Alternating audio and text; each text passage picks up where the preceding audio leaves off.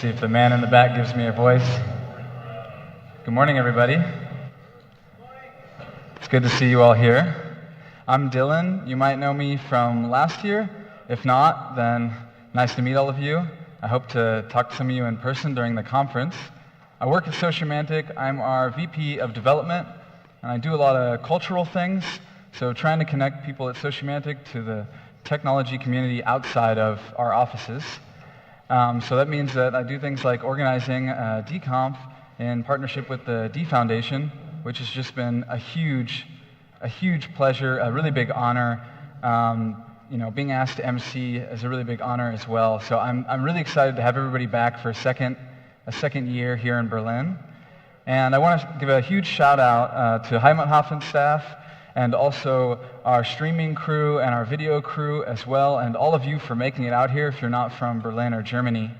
If you have any problems during the conference, if you feel unsafe or offended or anything going on except for compiler problems, then just look for somebody with the proper conference permissions and grab us and we'll help you out. And if you're looking for anything related to the compiler, then you know who to talk to. Walter Bright, and if you don't know Walter, then you're going to get to know him. He's going to come on stage and start off the conference with his keynote. And the only thing I ask of you while he's coming up here is, I guess last year a couple people took the liberty to download some interesting material during the conference. So I would ask all of you to remember that Germany has really restrictive downloading laws. So do your best to not be downloading anything questionable nature here at the Heimathafen on their Wi-Fi. And if you didn't get online, there should be a flyer in front of you. Someone told me earlier that they didn't read it because it just looked like marketing. It's not marketing, it's the Wi-Fi password. So with that, I will give the stage away to Walter Bright. Thank you everybody for being here.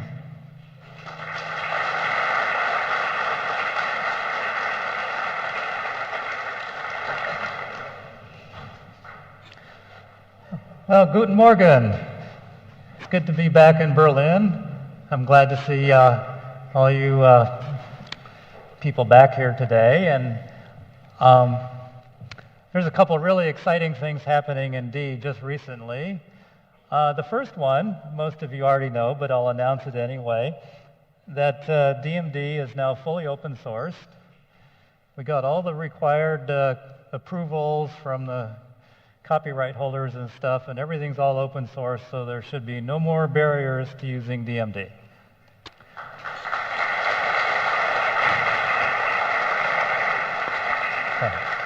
I'm really happy about that. And the second exciting thing that's happening is what I'm going to be talking about here today, which is memory safety and the D programming language. I've been programming long enough to know that there are fashions that go on in the by decade in the programming business. And, there was structured programming, which was replacing go-tos with, ifs and loops and things like that. 1980s, the big deal was you had to make your programs user-friendly, and it was the big buzzword, is your program user-friendly? Then we had, of course, the decade of OOP, where everything had to be object-oriented. Of course, that's all fallen out of fashion now. And in the 2000s, Andre sparked the generic metaprogramming revolution. Now it's security.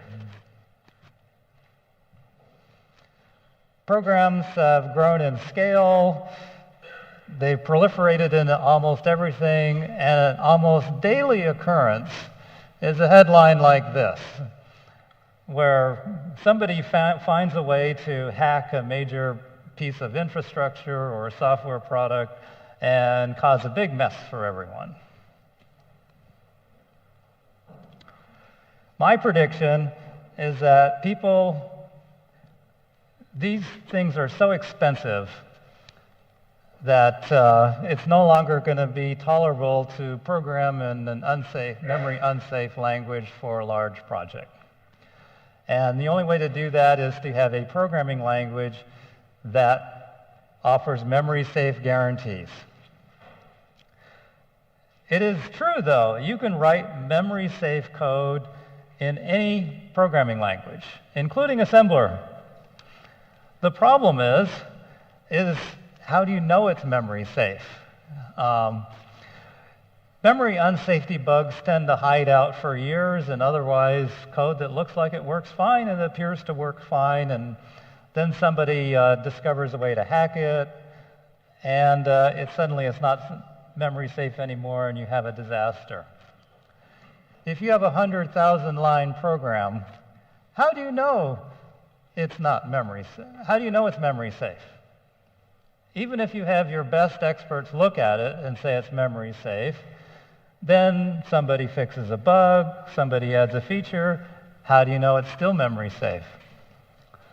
You don't really know. You just kind of hope it's memory safe, and that's really not good enough anymore.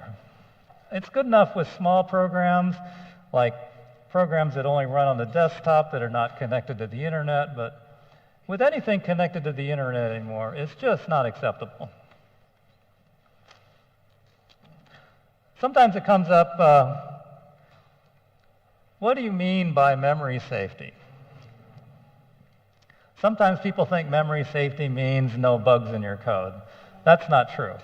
Memory safety isn't about your program being bug-free. It's about certain kinds of bugs are not in the code. And those bugs are corrupting memory. And I just pulled this definition off of Wikipedia. It seems to be, instead of arguing about the right definition, I picked the one that everyone uses. In other words, I like to call it memory safety bug is pointers gone wild. So the great mystery here is D is derived from the C family of languages, as you all know. And these languages have proven to be highly resistant to memory-safe guarantees.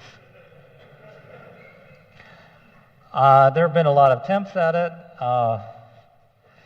None of them, as far as I know, have been particularly successful. So D has been faced with the huge challenge of how do we be a memory-safe program or programming language and yet be a C-style language with C-style things. What we don't want to do is force people to redesign their programs, redesign their data structures. We want people to be able to take a regular D program and guarantee it's memory safe. So that's the mystery. We've struggled with this for a long time, and we finally found a solution to this problem. And best of all, it's already implemented it in the compiler. You can use it today. It's under the DIP 1000 switch. So yes, D can. What are the sources of memory-safe programming errors? And the classic one is the buffer overflow. And these always had buffer overflow protection, so that's not really news here. But I thought I'd mention it anyway because still buffer overflow protection is a major problem people run into with existing programming practices. And it still causes regular grief. A typical way a researcher tries to find a vulnerability is he finds an API and just shoves a huge amount of data at it and see if it crashes. And people keep finding those problems. The next thing is pointer arithmetic. If you take a valid pointer and you add something to it, do you still have a valid pointer? Or do you have a pointer into garbage? Or do you have a pointer into the stack? Or do you have a pointer into something that you're only supposed to have root access to? So anytime you can manipulate pointers, you can create memory unsafety and memory corruption. Uninitialized pointers. How many people have had uninitialized pointer bugs? Those who didn't raise your hand are liars. I've suffered as uninitialized pointers blasted my kingdom many times, and I hate them.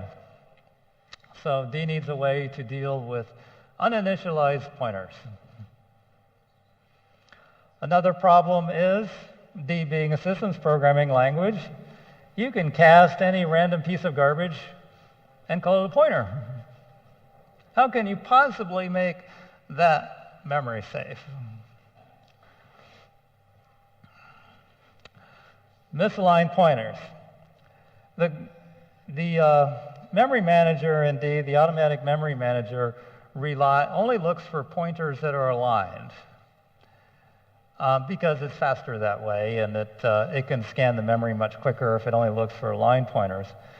But then the problem is, what if you create a misaligned or an unaligned pointer into a heap object?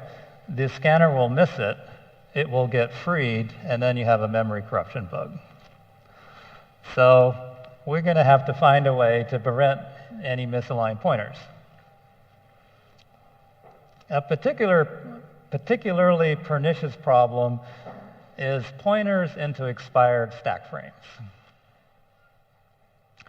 And how to do that without breaking all kinds of paradigms that rely on sort of threading things through the stack is a difficult problem to solve. And the last thing is dangling pointers. You know what I mean by dangling pointers? Yeah? Anybody want to say? Shout out?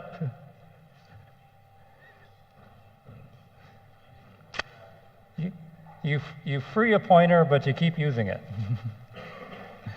You free the pointer, and then it gets allocated to be some other piece of memory, so you have a pointer that thinks it's one object and it's actually another object, and the recipe for disaster. Those are great ways to insert malware into a program, is through that kind of problem. So we're going to have to deal with all of these problems in order to call D a memory-safe language. Here's the classic buffer overflow. We start out with an array, we step through the array, and we use less than or equals instead of less than. How many people have done that one?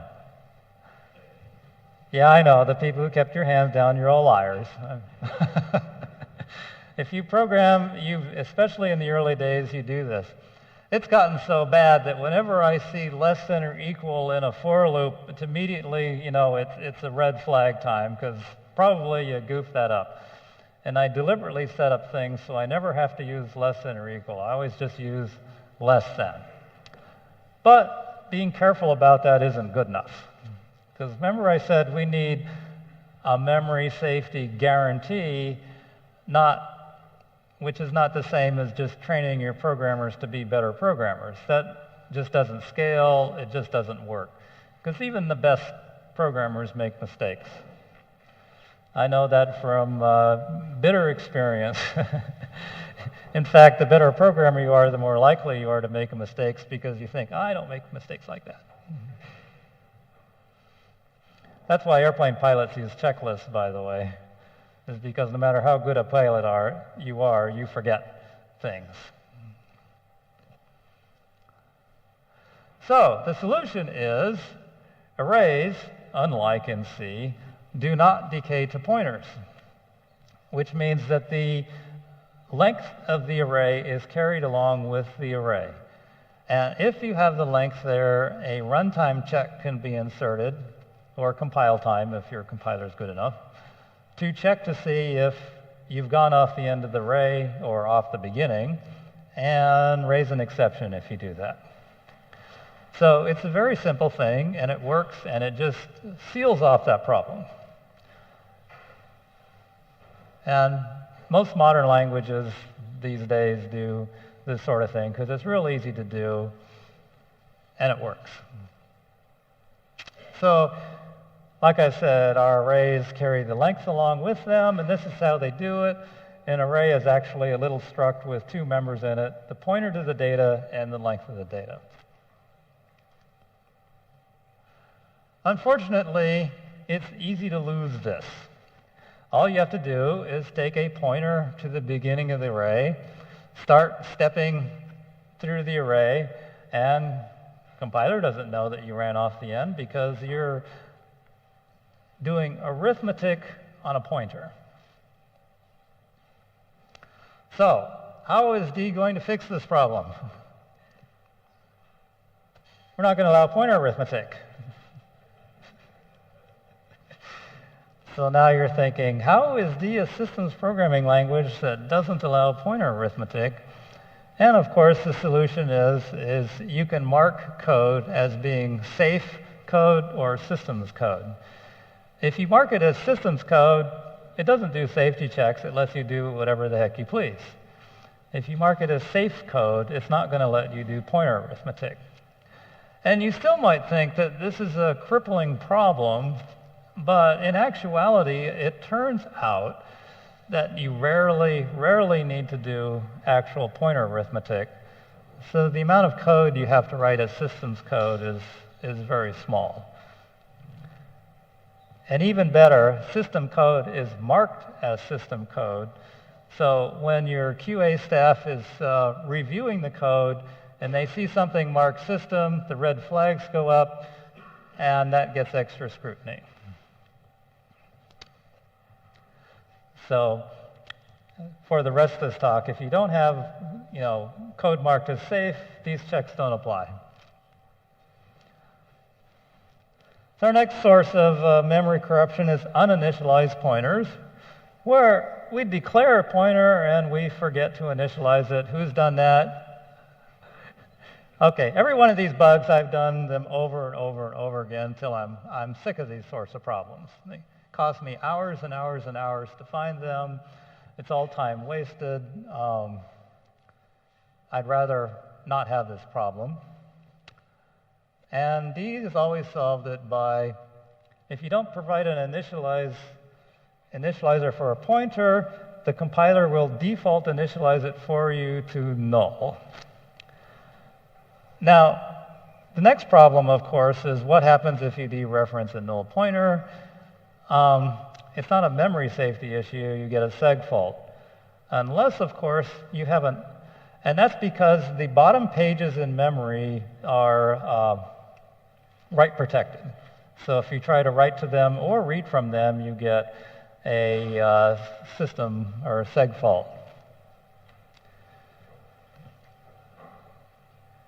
Of course, if you have an object that's larger than the size of the guard pages at the bottom of memory, you can still access memory and not get a seg fault with a null pointer, and that remains a problem. You can also get uninitialized pointers by creating a structure with a bunch of fields in it. One of those fields is a pointer, and you forget to initialize it in the constructor. And this would happen to me many times when I had everything working and I had a struct with multiple constructors, and I added a field to it, as you do when you're doing maintenance, and then I forgot to initialize it in one of the constructors. Compiler didn't complain. My code had very bizarre behavior. It was very frustrating, costing me sometimes days of lost time. Somebody say something? Anyhow, if you have a question, just speak out. I can't hear. Dylan, you got an extra mic?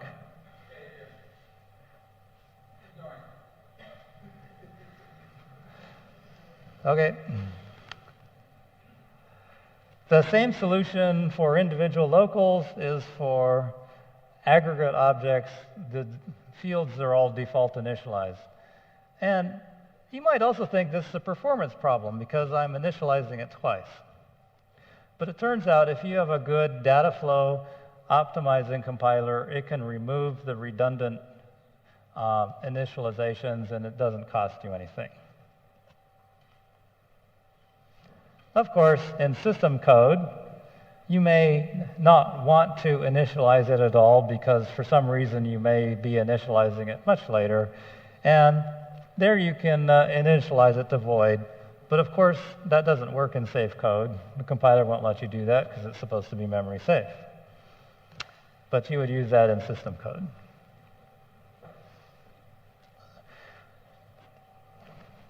Some languages don't even allow casting, but D being a systems programming language, you have to enable casting.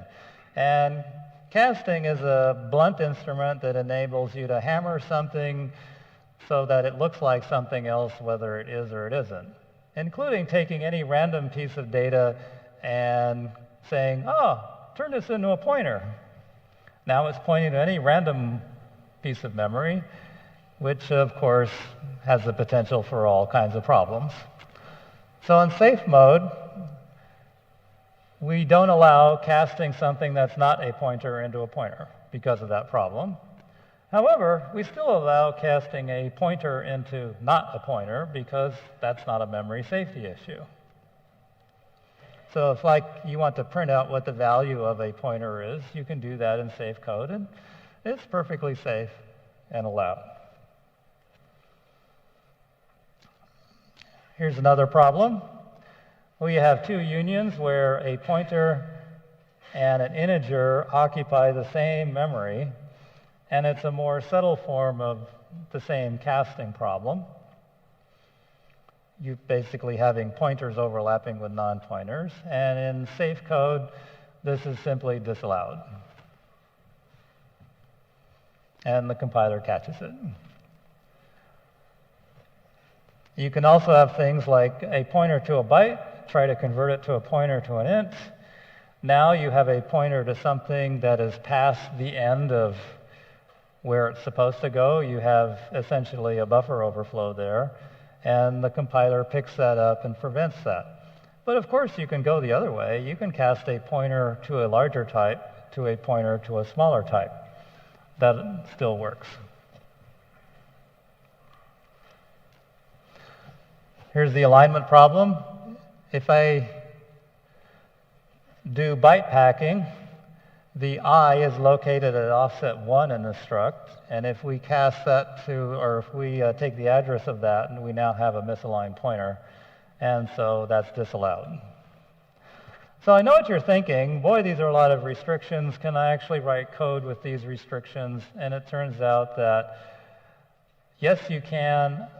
Almost none of these really occur in anything but rather obscure context. So it doesn't turn out to be particularly restrictive at all. And of course, if you have to do it, like you're writing a memory allocator, you can just do that in system code. You can isolate it. Okay, so here's one of the more pernicious problems that caused us the most difficulty in solving, and is really kind of the centerpiece of all this, is pointer to an expired stack frame. Here's the classic example. I have a local variable I, and I try to return the address to it. And the compiler has always disallowed that, because it's so obviously wrong. You shouldn't be allowed to do that. And compilers for other languages do as well. They disallow the obvious bad case like this. However,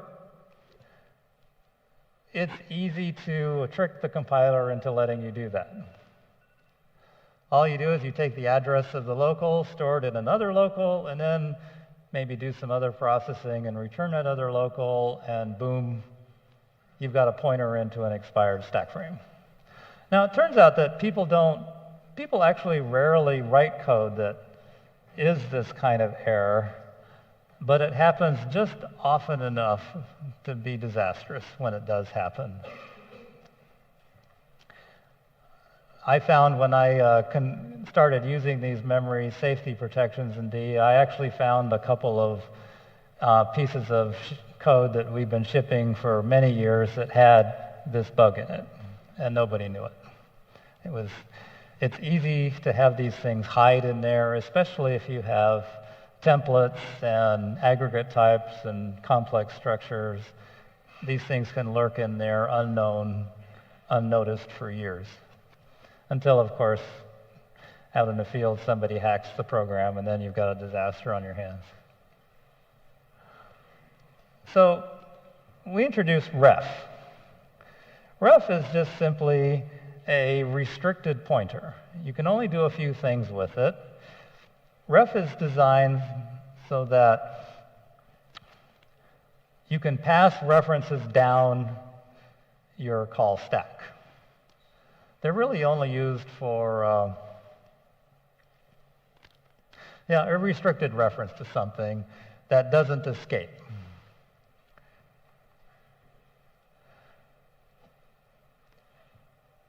So we could rewrite our pointer foo with returning a ref, and we make a reference, instead of an int star, we make a reference to an int, which takes the address of I, and then try to return it. And the compiler says you can't use ref as a local variable. So that closes off that escape hatch. You still can't get the address of I and return it. And that's all well and good till, those of you remember, I think 3 years ago at the dconf, we had a long discussion about what to do about this problem. It's the identity function, where a function returns its argument. And this is too important design pattern to say you can't do this. So we need to find a way that this can work and be memory safe because of this problem. If we're passing a variable by ref in, we can pass it by ref out. But if you look at the second example, we've tricked the compiler. We've passed a local variable in to foo, and it returns a ref to it. We return that, and all of a sudden, we've returned a pointer into an expired stack frame. So this is the problem.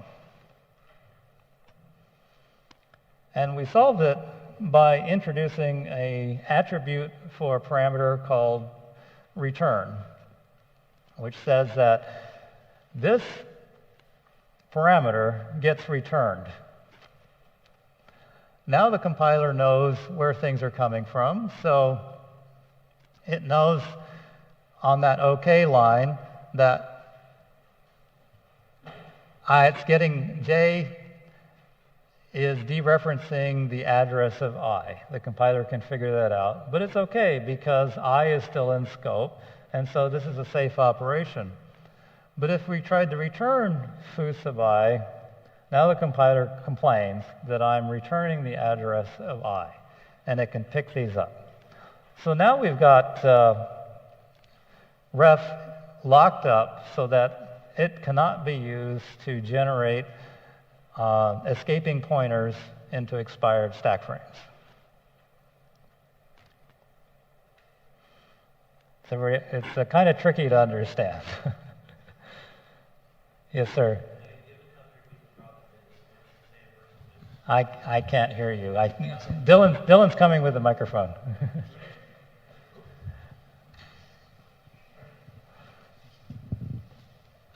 Given the complexity of the problem, won't a person just forget to include the return ref keyword as well? The question is, won't people forget to use it? And that's the beauty of memory safe checks in the compiler, because the compiler will complain then.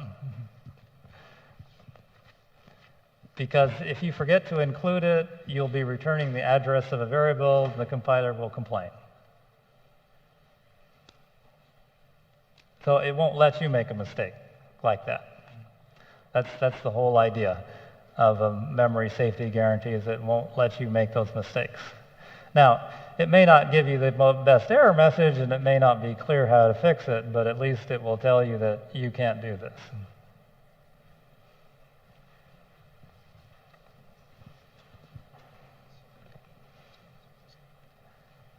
Back to pointers. We've had the ref problem solved for a while, but it's not good enough. The problem is D has pointers to, and it has other kinds of pointers, like class references are actually implicit pointers. So we don't really have a proper solution unless we can deal with pointers too. And we have exactly the same problem. By passing the address of I to foo, we return it. We're returning hidden through another pointer or hidden through a wrapping function call, we're returning a pointer to an expired stack frame.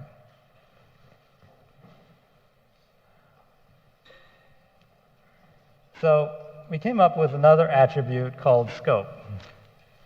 And scope appears in the parameter list, and it says, if I go scope and then a pointer declaration, what I'm saying is that this pointer does not escape the function. It only has a lifetime, or the use of it is only in that function. So for example, if we try to pass p to another function that is not marked as scope, it's an error because that other function can escape the pointer. If we try to assign a scope pointer to a global variable, that's not allowed. If we try to assign the value of the pointer back through another pointer that the compiler doesn't know where it goes, that's not allowed either, and of course, we can't return it. So now we've buttoned up pointers so they can't get away from us. It turns out that you need to be able to assign pointers, and the ref restriction where you can't have local variables be ref is too restrictive. So you can declare a local variable as being scope, which means its value does not escape the scope of the variable being declared. But it turns out that you can infer scope just by looking at the initializer. If you declare a pointer and you initialize it with a scope value, then that variable implicitly is inferred to become scope. And this greatly reduces the number of times you actually have to use the word scope in there. It turns out that all these changes are much more palatable when the compiler is able to infer them rather than having to tediously specify them on every declaration, which, believe me, is unacceptably tedious. Oops. So here's some examples. We declare J, we declare a scope variable, or a scope pointer P, and then we declare I. And the order of this is important because P can be assigned the address of local J, and that works because P has a shorter lifetime than J. So the P is not going to outlive J. However, if we try to assign the address of local I to P, that's an error because you can't have the pointer outlast the variable. Composition of this works as well because if you use question mark colon to pick different values, the compiler will evaluate the lifetime of the combined expression as the shortest lifetime of each of its components. So that becomes an error.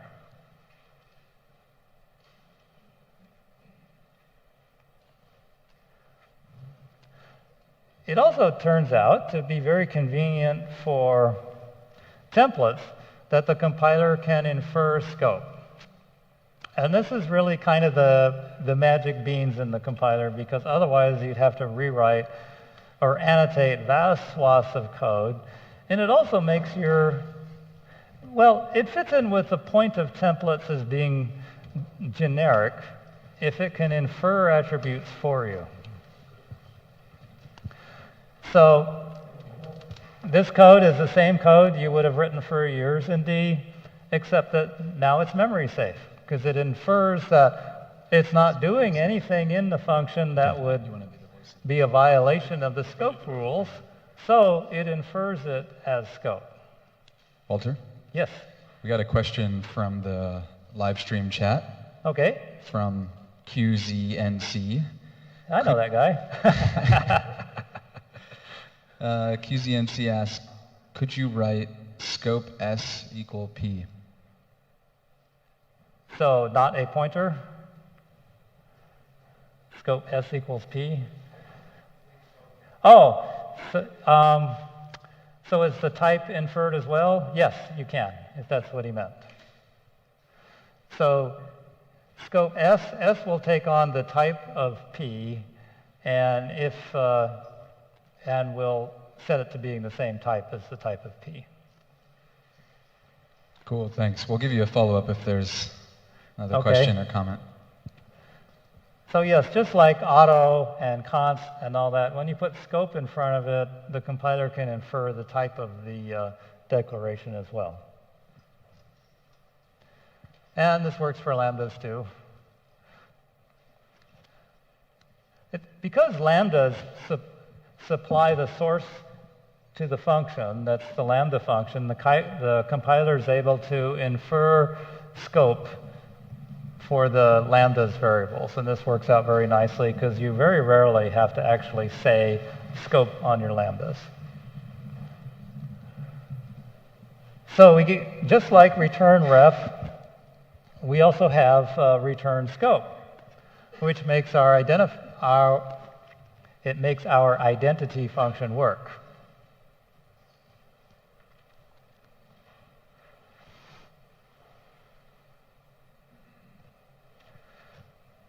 So we can return foo of q because that's not a scope variable. And we can return foo if we try to return foo and take the address of a local. The compiler knows because of the signature of foo that the address of I will be returned by foo, and then I will escape the function bar and it will be an error. The compiler can detect that, and it will detect it no matter how convoluted your function call nesting is. And one of the important aspects of this is that the compiler figures all that out, not from the function body, but from the function signature. Everything it needs to figure out what parameters go in and what parameters come out, the return value, is given in the function type signature.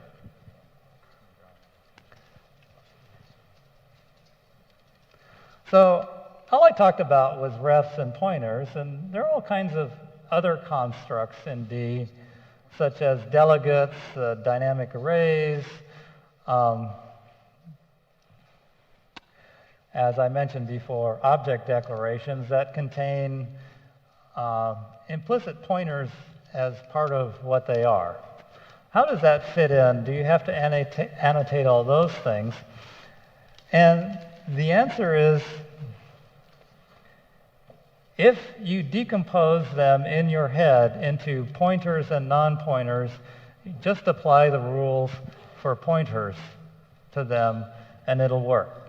Like if you're confused about what happens with the scope, what happens with your this pointer, because this pointers can be pointers or references. If it's a this reference, then the ref rules apply. If it's a this pointer, then the pointer rules apply. And a lot of questions on the newsgroup about this came about of not understanding how composition works with these things. So I recommend, if you're confused about how does it work in a certain case, rewrite that certain case on paper or in your mind in terms of pointers, and then it should make a lot more sense. Because if it didn't work just like pointers, the whole thing would come unglued anyway.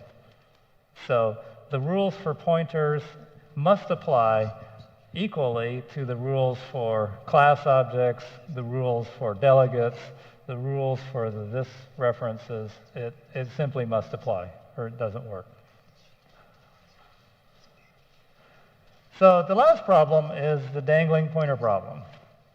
We allocate memory, we free the memory, and then we continue to use the pointer. So how does D solve this problem? I don't think that'll help, and unfortunately there's nothing in that black bag for me. Or is there? How are we going to resolve data structures that contain pointers and things like that? And the answer really is to use predefined or define your own container types.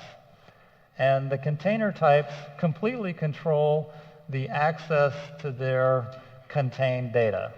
And you, by completely control it, do things like attach lifetimes to the return values so that the lifetimes do not exceed the lifetime of the container. That's one way. And this is how, for example, you can implement memory-safe ref counting in D. The compiler cannot check that your ref-counted implementation is memory-safe, but if it is memory-safe, then every use of that ref-counted container will be memory-safe. So it makes it a little more work to design the containers so they expose memory-safe interfaces. And so that part is a thing that still some work to be done.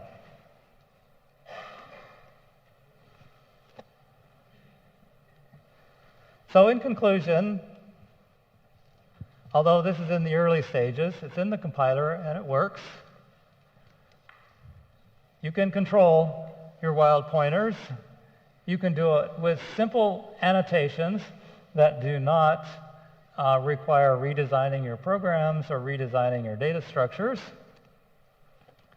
Many, and in my experience, most of the annotations the compiler will infer, especially if you like writing template-heavy code. And you can still write system-level code and escape from it if you want. And in my experiments compiling Phobos with this, it works almost too good because some of the code in Phobos is fairly complex with a lot of interactions, and if there's a memory unsafe operation going on in there, somewhere in there, the compiler will find it. And one of the things that stymied me for a while was class objects are all derived from object, and object has 4 virtual functions, and those 4 virtual functions are not declared as being memory safe or const or pure or no-throw or any of those things, which means that because of covariance and all that stuff, any object you derive from that also, although it may be perfectly memory safe, it can't be marked as being memory safe, which turned out to be extremely frustrating. And I struggled with that for a while, till finally I realized all we need to do is derive from object to create a safe object that overrides those 4 functions with memory safe functions. And then in your code, all you need to do is derive your class from safe object, and now you've got safe interfaces to the all your object hierarchy. And I was working on that when I had to put my pencil down and come to decomp, so I hope to get that done as soon as I get back home, and then we can fix Phobos to be completely memory safe. Okay.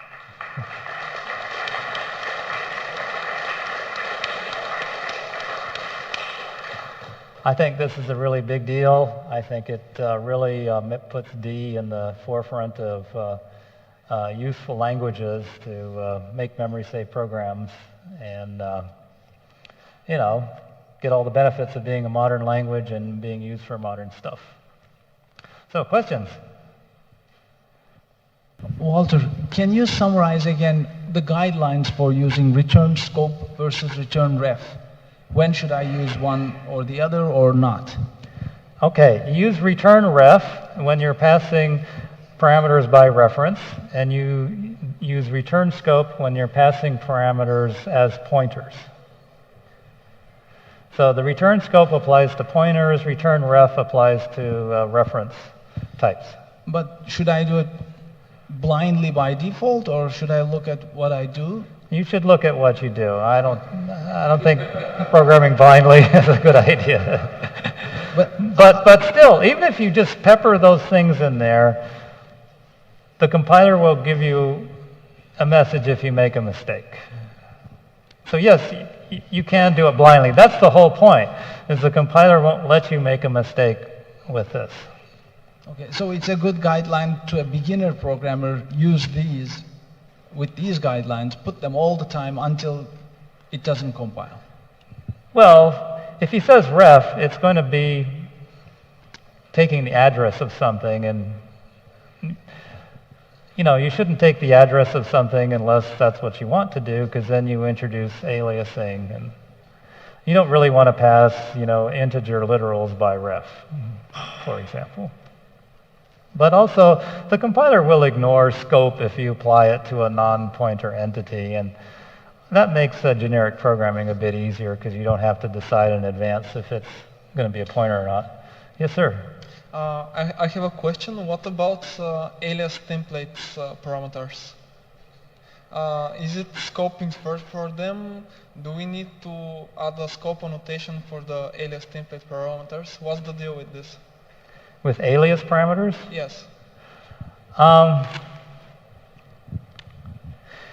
An alias parameter is not passing a type. It passes a symbol to it, and where the scope would be on where that symbol was declared, not on the alias itself. So you can't add or subtract anything with an alias parameter. It just, what it is, goes through.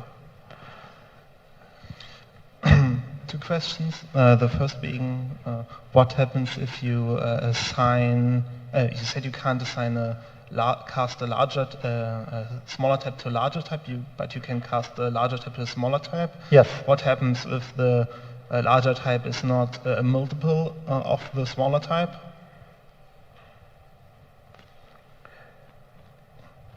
In size? I don't think that should be any problem. If you have the larger type of 8 bytes and the smaller type is 5 bytes? It's not a smaller type. Right, I see. And then you get 2 of them. Then you have 2 bytes out of... Yeah, but, I'm not sure there's anything you could cast it to that wouldn't work or would result in a bad pointer. If you could produce an example, I'd love to see it.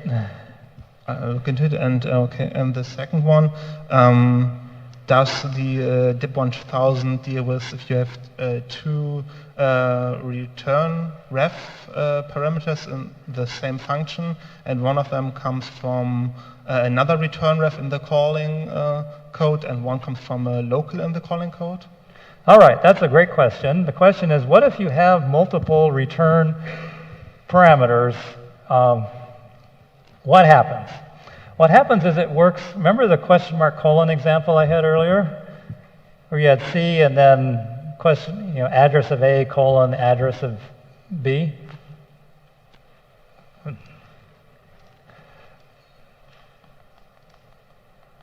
Let's see, where is that? There we go. This one. Right here, it takes the parameter with or the argument with the smallest lifetime becomes the lifetime of the result of the expression, and it works exactly like that if you have a function and you pass it multiple arguments that are potentially returned. In fact, the code is pretty much identical to implement that. So yeah, that's a great question. So you can have a function that sort of acts like question mark colon internally, and it will work correctly. You can wrap that in a function call and pass it C, address of I, and address of J, and you'll still get the same checking and the same protections. Okay. So yes, composition works and is an essential part of this whole thing. These are, what I went over with are really just the root level operations, but you can compose on top of that to arbitrary complexity, and it'll still all work. Yes, I think we have time for one more question and then a quick break. Here. How is the impact on the compile time if you use scope extensively? As far as I can tell, none. It's not a compute-intensive operation at all. Okay. Okay, I guess we have time for a quick break, and yeah, we can do your question. Is it a quick one? Knowing Joe. So It's too complicated. what I wanted to ask about is, can you talk a little bit about the case where you've got a data structure, say a struct, where you want to store a reference to another data structure? That problem. That's the container issue I talked about. Okay. Yeah, if you want those structures to be memory safe, you'll have to control access with them through functions and have those functions return or take scope parameters and return things from that, and then the compiler will help make any accesses to it memory safe. Okay, so I guess it's time for a quick break, and be back here at 11 for the next show.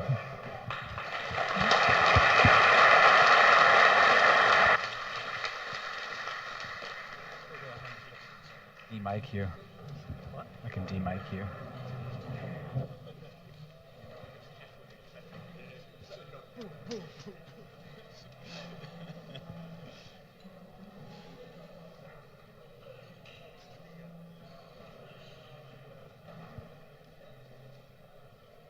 Ja, en steek.